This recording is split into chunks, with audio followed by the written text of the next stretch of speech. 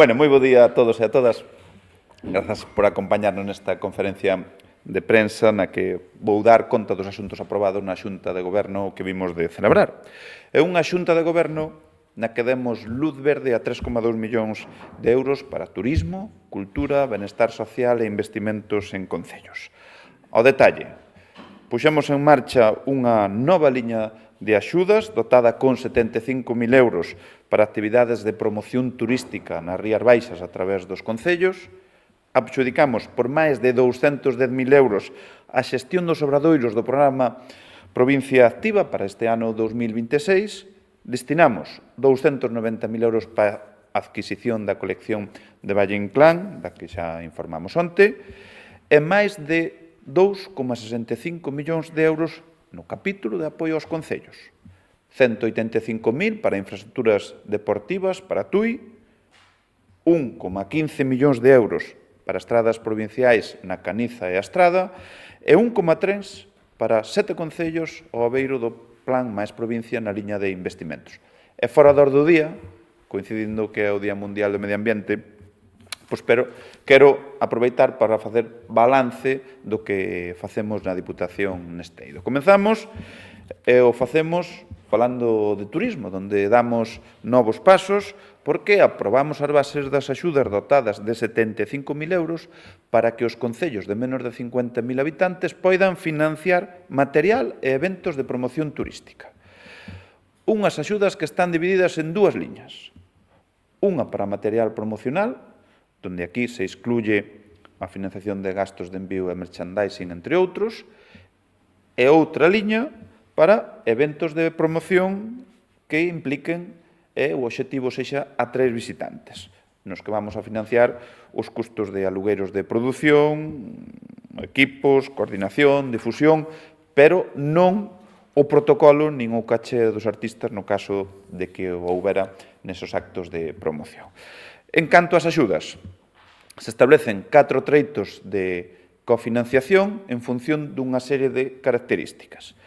Financiarase ata o 40% pos concellos que teñan oficinas da rede Inforrías Baixas, ata o 35% para os municipios declarados de interese turístico ou que teñan algunha celebración con esta distinción, ata o 30% os que teñan edificios de titularidade municipal con algún certificado SICTEC e ata o 25% o resto de concellos da provincia.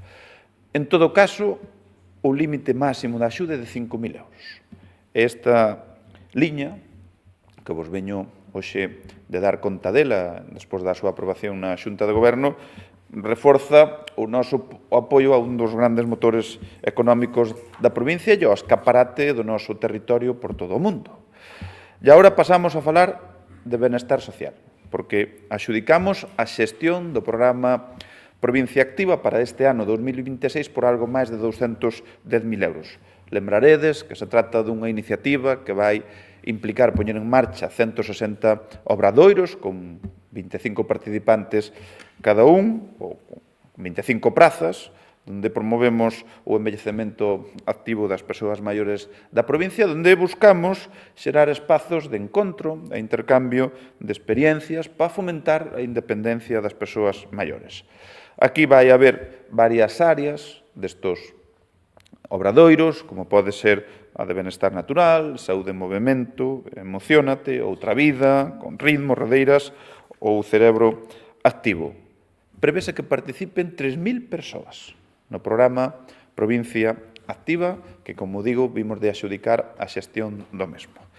E agora pasamos á cultura, e como xa avanzábamos onte nas instalacións do Museo de Pontevedra, porque na Xunta de Goberno de hoxe demos luz verde á adquisición da colección de Valle Inclán, que estaba en mans da súa familia e a que destinamos preto de 290.000 euros. Como decía, o detalle de todo, pois o demos a coñecer onte o Museo de Pontevedra, é dicir, a Diputación de Pontevedra xa tiña algún fondo de Valle Inclán, un dos grandes da literatura do século XX, nacido en Vilanova de Arousa, o tiña na biblioteca, e agora o que facemos é incorporar toda esa ampla colección, o arquivo que tiña de cousas persoais persoais que estaba en mans dos netos do autor. E aí hai obxectos de diferente tipo, desde fotografías, retratos, pasando por esculturas e gravados ata documentos diversos, mobiliario e obxectos do día a día cotiás. E como ben dixen onte, a partir de agora, o Museo de Pontevedra pasa a ser o museo máis importante de España arredor da figura de Valle Inclán. E agora abrimos o bloque de apoio aos concellos. Infraestructuras deportivas. Aprobamos 185.000 euros para Tui, o abeiro do terceiro Plan Extraordinario de Infraestructuras Deportivas. E vamos a financiar o 100% da sustitución do césped artificial no campo de fútbol municipal de Ribadalouro para instalar unha de nova xeración.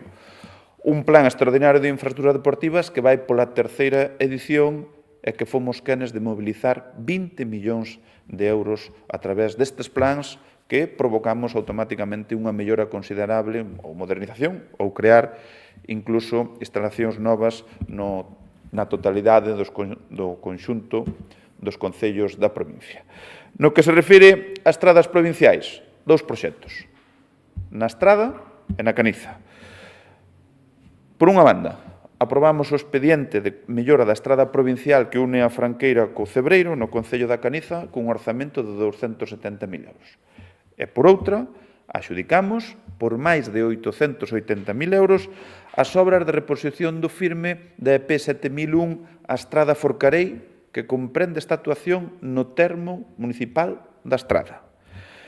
2 proxectos en outros tantos concellos que verán transformadas e melloradas as súas estradas provinciais amplamente utilizadas, e isto é outra proba máis de que seguimos traballando na mellora en aras a promover unha seguridade, unha circulación segura para os vehículos e tamén, neste caso, para os peóns, e cun investimento que nunca antes se fixera na historia desta Diputación Provincial. Máis provincia, 7 concellos, a través da liña 1, a de investimentos, donde destinamos máis de 1,3 millóns de euros. Pacambados, Vilanova de Arousa, Cuntis, Soutomaior, Marín, Ponteareas e a Illa de Arousa. Por dar datos xenéricos, que logo nas notas de prensa enviadas posteriormente irá máis ao detalle, e algunhas destas obras xa foron anunciadas esta semana por deputados, dicir que Pacambados son preto de 80.000 euros para a instalación dun sistema de videovixiancia para o control de vías nos concellos. Vilanova de Arousa recibirá preto de 95.000 para a adquisición dun novo edificio para localizar ali novas dependencias municipais. 105.000 euros que cubrirán a achega municipal que necesita o Concello de Cuntis para executar o proxecto da mellora da mobilidade peonil con creación dun espazo compartido para peóns, bicicletas e vehículos. Conta cun orzamento de 600.000. E aquí xa tivo unha financiación o Concello de Cuntis a través do Plan Extra. E isto, falando de cofinanciar, é o mesmo caso de Soutomaior, onde aprobamos 140.000 euros, que vai sumar aos 265.000 que tiña do terceiro Plan de Infraestructuras Deportivas para reformar e instalar 3 pistas de pádel na Montesiña. En Marín destinamos preto de 150.000 euros para a renovación do saneamento e pavimentación na rúa Aniñada. Para Ponteareas, 190.000 para financiar na súa totalidade a pavimentación e mellora de camiños municipais en diferentes parroquias. E, por último, a Illa de Arousa, que contará con 550.000 euros das anualidades 2026-2027 para humanizar a área deportiva de Testos, que tamén contaba con 500.000 euros ao abeiro do Plan Extra ou a segunda edición. E xa fora do do día, coincidendo que é o Día Mundial do Medio Ambiente, quería facer balance dunhas das liñas estratégicas que estamos a impulsar, a protección do medio ambiente, da biodiversidade e a sustentabilidade do territorio. E neste ámbito, mobilizamos nestes 3 anos preto de 4 millóns de euros a través de diferentes programas, convenios, convocatorias e proxectos europeos destinados a apoiar o sector primario, impulsar a investigación e a innovación, a conservar os nosos recursos naturais e a fomentar a sensibilización ambiental entre a cidadanía. Unhos recursos, unha aposta que foron incrementándose ano tras ano. No 24, 900.000 euros, no ano 25, 1 millón, e no ano 26, 1,2 millóns de euros. A isto lle temos que engadir os recursos que conseguimos de fondos europeos e que permitiu financiar proxectos como Máis Rías ou Biocosteiro.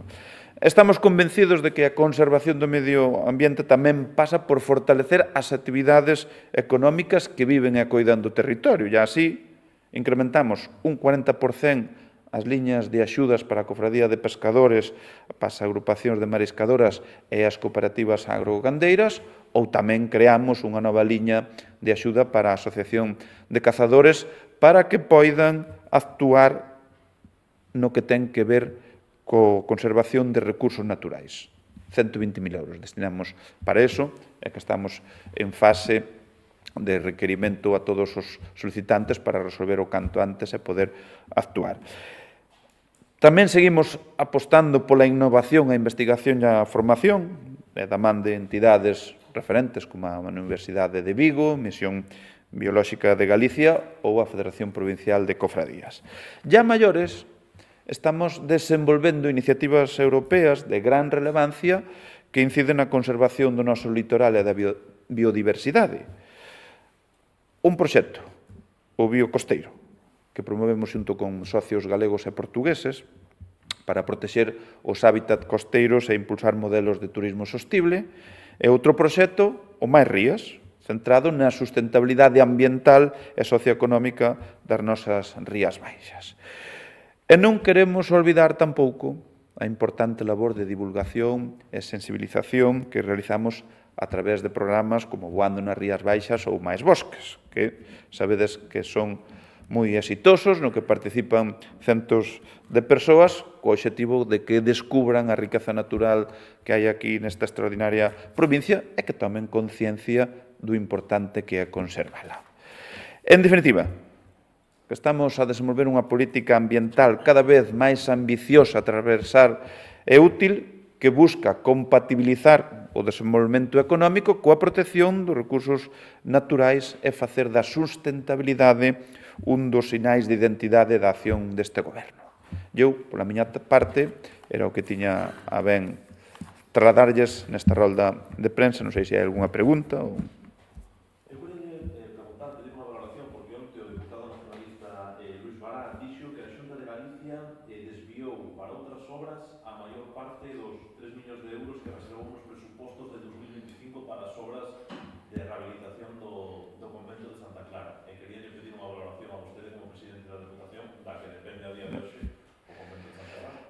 O compromiso da Xunta de Galicia, ca provincia, ca cidade de Pontevedra e cos proxectos que lideramos desde a Diputación, moito deles da man da Xunta de Galicia, pois non hai dúbida del. Algo que non pasaba no anterior mandato.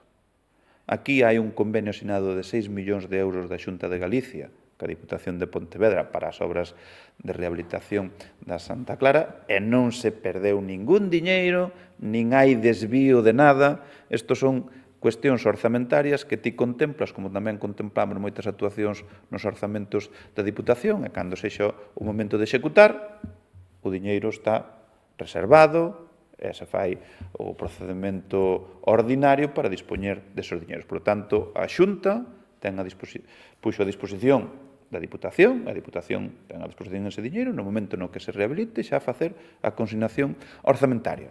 É dicir, fixemos unha modificación recentemente na Diputación, a máis grande da historia no que se refire á consignación para Santa Clara, 10 millóns de euros, temos 6 máis da Xunta, estamos en 16 xa. Iso é algo que quen se manexe nestas cousas, pois o ve.